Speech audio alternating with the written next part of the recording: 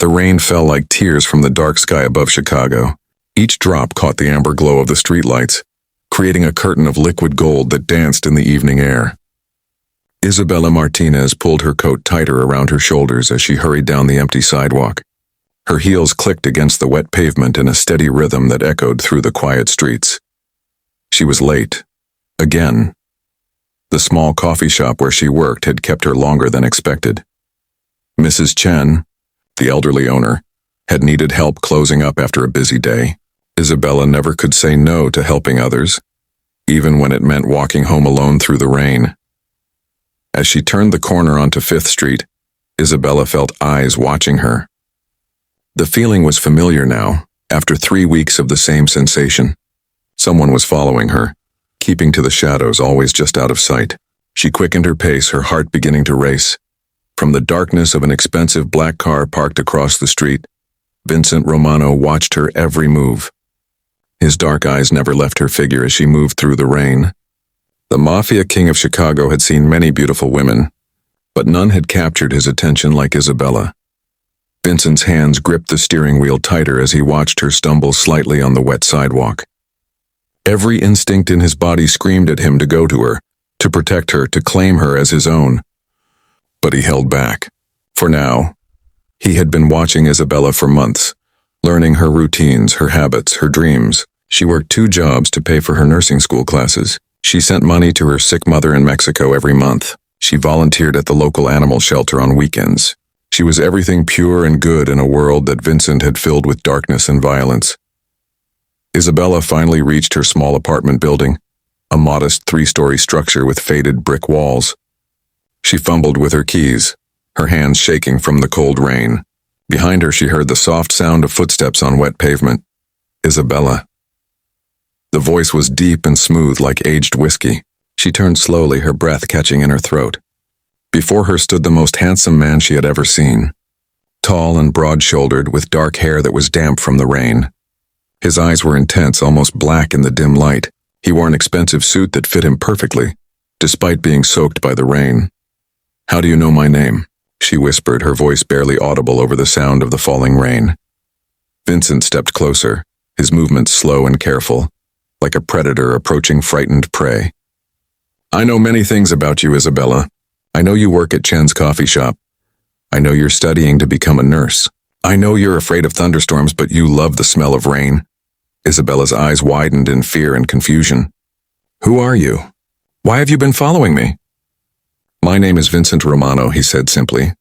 The name hung in the air between them like a loaded gun. Even Isabella, who tried to stay away from the darker side of Chicago, had heard whispers of that name in the shadows. "The Mafia king," she breathed, taking a step backward until her back pressed against the cold brick wall of her building. Vincent nodded slowly. "Among other things, yes. But tonight I'm just a man standing in the rain, talking to the woman who has become his entire world." "I don't understand," Isabella said, her voice trembling. "What do you want from me?" Vincent moved closer until he was only inches away from her. The heat from his body cut through the cold night air. "I want everything," he said softly. "Your time, your attention, your heart, your soul. I want you to belong to me completely." Isabella stared up at him, her green eyes wide with a mixture of fear and something else she couldn't quite identify. "You're insane. I don't even know you." "But I know you," Vincent replied, his hand reaching up to gently touch her cheek. His fingers were surprisingly warm and gentle.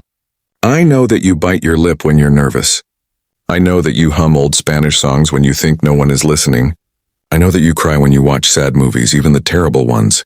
Tears mixed with raindrops on Isabella's face. "This is wrong. You can't just decide to own someone. People aren't possessions."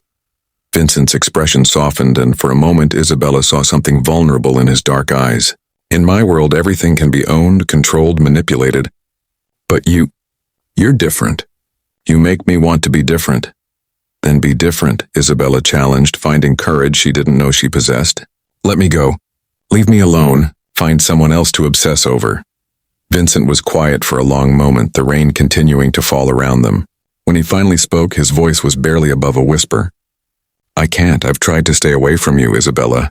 For months I've tried to forget about you, to focus on my business, my responsibilities. But you're always there in my thoughts, in my dreams. You've become my obsession, yes, but also my salvation. Isabella felt her resolve beginning to weaken. There was something in Vincent's voice, a loneliness and desperation that spoke to her nurturing heart. What happened to you? She asked softly. What made you this way? Vincent's hand dropped from her face and he looked away into the rain-soaked street. I inherited my father's empire when I was 22 years old. Along with it came his enemies, his debts, and his darkness. I've spent the last 10 years building walls around my heart, telling myself that emotions were weakness, that caring about someone was a liability. He looked back at her, his eyes filled with an intensity that made her breath catch. Then I saw you serving coffee to an elderly homeless man, giving him your own lunch when he couldn't pay. I watched you work double shifts to send money home to your family. I saw you cry when you found an injured cat in the alley behind your building, and I watched you nurse it back to health. You were watching me all that time, Isabella said, but there was less fear in her voice now and more curiosity. I told myself I was just keeping an eye on you, making sure you were safe. But the truth is I was falling in love with your kindness, your strength, your pure heart. You became my light in a world full of darkness. Isabella studied his face, seeing the pain and longing written there.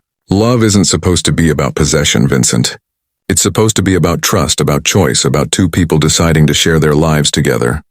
Teach me, Vincent said suddenly, his voice urgent. Show me how to love you the right way. I don't know how to do this, Isabella. I only know how to take what I want, how to control and command. But with you, I want to learn to give instead of take. The rain began to lighten, becoming a gentle mist that danced around them in the amber light. Isabella reached up and touched Vincent's face, feeling the rough stubble on his jaw.